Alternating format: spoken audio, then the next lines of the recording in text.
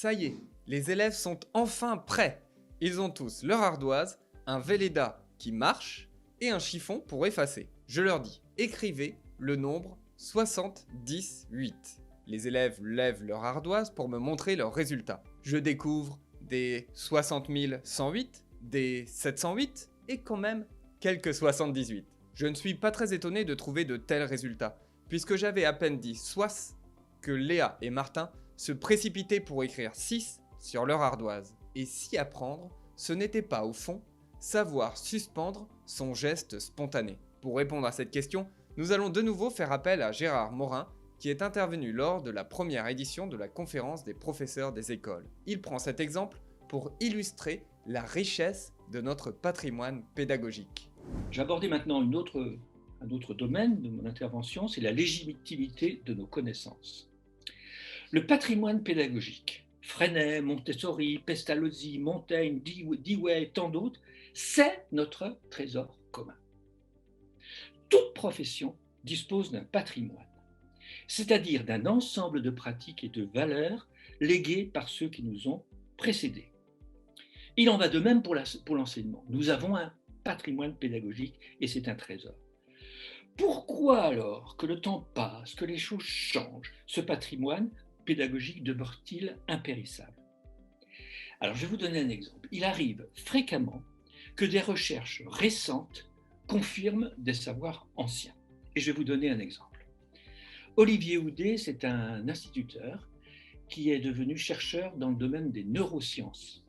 C'est quelqu'un de reconnu même sur le plan international. D'accord ? Il a démontré dans un livre que je vous invite à lire, qui s'appelle, dont le titre, je l'ai sous les yeux là, c'est L'intelligence humaine n'est pas un algorithme. Alors il a démontré dans cet ouvrage que apprendre, c'est apprendre à surseoir à ses routines de pensée. Et il l'a démontré grâce à l'imagerie médicale. Donc apprendre, c'est apprendre à suspendre, à surseoir. Vous mettez ça, aujourd'hui, ça se passe en 2019. Nous revenons un temps en arrière, donc dans le patrimoine pédagogique. Vous avez un pédagogue qui s'appelle Korczak, qui mérite absolument d'être connu. C'est lui qui a pris en charge les élèves dans le ghetto de Varsovie en 1940. Et évidemment, c'était dans un monde de violence. Et il fallait qu'il apprenne à ses élèves à surseoir à la violence. Et il a inventé un système qu'on appelle, alors il faut lire les livres de Korczak, le système qu'il appelle la boîte aux lettres, et c'est dans cette boîte, c'était un moyen de communiquer les uns avec les autres. Vous avez Olivier Houdet, neurosciences, imagerie médicale, apprendre, c'est suspendre. Korczak, 1940, pour apprendre à suspendre, on va utiliser une technique pédagogique qui s'appelle la boîte à lettres. Et puis, on peut aussi aller convoquer des philosophes comme Albert Camus. Et Albert Camus, dans son livre, alors je crois que c'est dans L'homme révolté, mais je ne suis pas sûr, il dit « L'homme civilisé, c'est celui qui se retient ». Alors, regardez comme les choses s'emboîtent bien. Pour mesurer votre savoir pédagogique, essayez un jour de lister précisément tout ce que vous faites pour apprendre à vos élèves à surseoir, c'est-à-dire à penser. Un jour, je me suis amusé à faire ce petit exercice. Voici ce que j'ai trouvé. Geste, le doigt autour de la tête. Posture droite, geste de silence. Cette phrase, alors moi je la disais souvent, tout le temps, presque tout le temps, c'est dans le silence qu'on apprend. Les dictées, ou pour la préparer, eh bien, on va mettre en couleur les moments où il va falloir soulever son crayon pour réfléchir. Et puis tout à l'heure, j'ai regardé l'exposé, l'intervention précédente, et il était question d'un cube. Alors je ne peux pas m'empêcher de revenir avec le cube. Voilà. Alors je ne sais pas si en CP on étudie encore le cube, mais peut-être. Mettons qu'en géométrie, vous avez décidé d'étudier le cube et vous voulez que les élèves sachent qu'est-ce que c'est qu'une face, combien y a-t-il de faces dans un cube, qu'est-ce que c'est qu'une arête, qu'est-ce que c'est qu'un sommet. Vous pouvez faire comme ça. Vous comptez le nombre de faces et on décrit sur le cahier le cube à 6 faces. Ça, c'est une façon de faire. Mais suspendre, comment on va faire pour suspendre? C'est tout bête, il suffit d'y penser. Bon, les enfants, alors maintenant, ça c'était la première technique, compter le nombre de faces, puis on décrit la définition. Puis maintenant, deuxième technique. Je vous donne un cube, les enfants, regardez-le bien, parce que je vais vous poser des questions dessus. Donc on voit bien la tête des élèves qui regardent, hein, d'accord. Alors maintenant, vous le ramassez. Donc le cube est ramassé, on ne le voit plus. Et on pose la question aux élèves, avec le procédé à la martinière et l'ardoise, on leur dit, vous savez ce que c'est qu'une face d'un cube, hein, d'accord? Et puis éventuellement, on remonte le cube pour leur dire, ça c'est une face. Attention, vous ne touchez pas au cube. Et bien maintenant, combien le cube a-t-il de faces?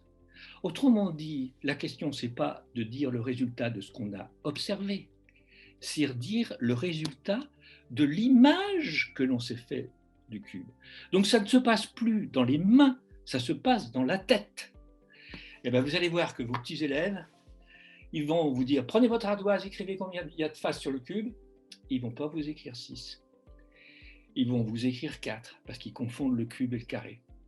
Et pour avoir fait l'expérience de nombreuses fois avec des élèves, alors vous prenez le cube, ça y est, vous le sortez, vous dites qu'il y a combien de faces? 4. Eh bien, figurez-vous qu'ils en trouvent 4. Et il va falloir mettre des gommettes, 6 gommettes pour être sûr qu'effectivement, il y a bien 6 faces au cube et non pas 4. Donc vous voyez, c'est des choses simples, ça. C'est pas compliqué. Je prends un autre exemple.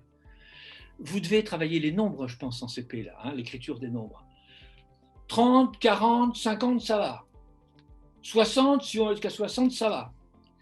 Mais si on dit 72, alors là, on entend 60, mais il ne faut pas écrire 60. Pourquoi? Parce que c'est le deuxième mot, 12, qui dit si le premier chiffre à écrire, c'est un 7 ou c'est un 6. Le deuxième mot qui dit le premier chiffre. Alors, si j'entends 30, ça va, je peux aller vite. Si j'entends 40, ça va, je peux aller vite. Si j'entends 50, ça va encore, je peux aller vite.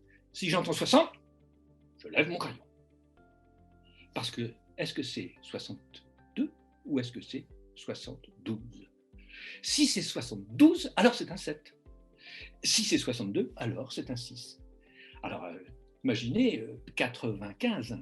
95, c'est le troisième mot qui dit si c'est un 9 ou si c'est un 8.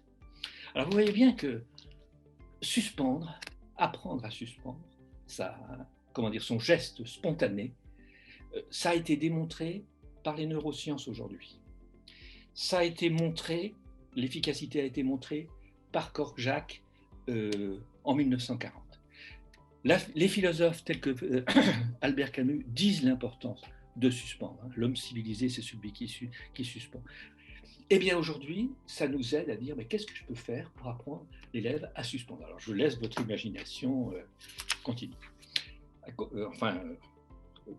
La pédagogie n'est pas affaire d'opinion, mais de connaissances professionnelles éprouvées, dont la légitimité se situe dans le patrimoine pédagogique. Et pour que l'école progresse, il lui faut cesser de toujours penser en termes de rupture. Il lui faut aussi penser en termes de continuité. Ce sont les idéologies avec leur cordège d'idées toutes faites qui valorisent les ruptures parce qu'elles les servent. Certes, on est d'accord, certaines ruptures sont nécessaires. Qui voudrait revenir au bas des dames? Mais à vouloir toujours changer, on finit par ne rien changer. La question n'est ni d'éluder le passé, ni de l'aduler, mais se demander ce qui peut continuer à nous nourrir aujourd'hui dans ce que nos pères dans l'enseignement nous ont légué.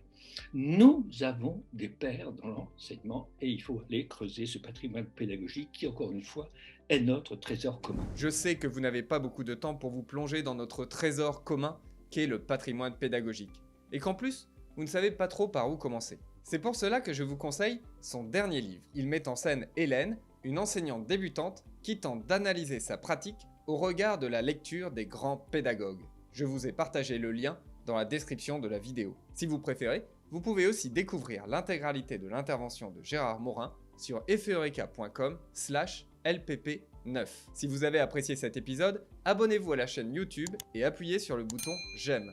Cela m'aide énormément. Je vous donne rendez-vous très vite pour un nouvel épisode des Petits Pas d'Eureka.